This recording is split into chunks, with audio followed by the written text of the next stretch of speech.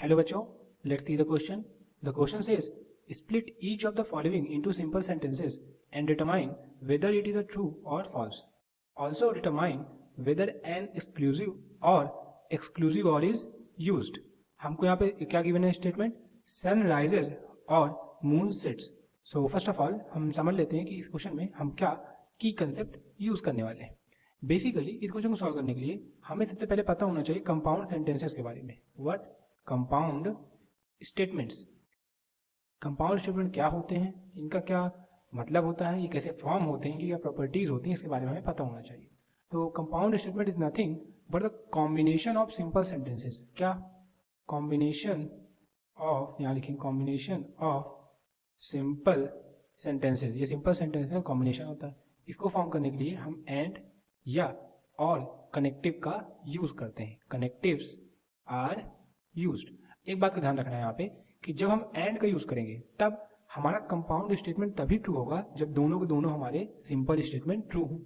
और वाले केस में अगर एक भी सिंपल स्टेटमेंट हमारा ट्रू हो जाता है तो हमारा कंपाउंड स्टेटमेंट ट्रू हो जाएगा.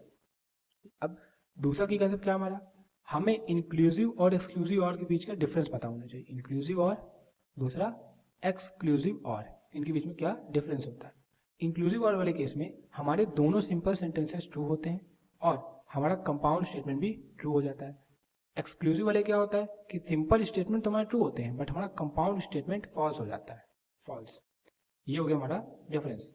अब हम क्वेश्चन जो हमको गिवन है स्टेटमेंट उसको ब्रेक करते हैं. तो पहला हमारा क्या बनेगा सिंपल सेंटेंस, सन राइजेस, ये हमारा हो गया पहला. दूसरा क्या बनेगा हमारा, मून सेट्स, मून सेट्स, ये हो गया दूसरा. अब अगर देखें तो हमारे दोनों सेंटेंसेस हमारे ट्रू हैं, दोनों सेंटेंसेस हमारे ट्रू है बट एट अ टाइम दोनों पॉसिबल नहीं है. एट अ टाइम दोनों पॉसिबल नहीं है. अगर दोनों साथ में पॉसिबल नहीं है इसका मतलब कि हमारा एक्सक्लूसिव और वाला केस हो गया, क्योंकि एक्सक्लूसिव और वाले केस में ही अगर दोनों साथ में ट्रू हो जाते हैं तो हमारा ये कह सकते हैं कि हमारा जो कंपाउंड वाला आता है वो फॉल्स आ जाता है. तो ये हमारा कौन सा केस हो जाएगा यहाँ पे, एक्सक्लूसिव और.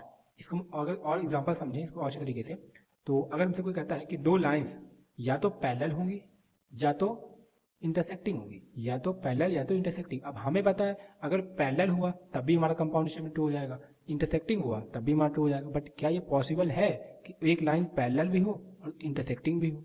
ये पॉसिबल नहीं है. तो इस तरीके के सेंटेंस में हम क्या यूज करेंगे, एक्सक्लूसिव और का. तो सिमिलरली इस क्वेश्चन के अंदर भी एक्सक्लूसिव और का यूज किया गया है क्योंकि दोनों चीजें एक साथ पॉसिबल नहीं है. इसका मतलब यहाँ पे हम लोग कह देंगे therefore exclusive or is used in this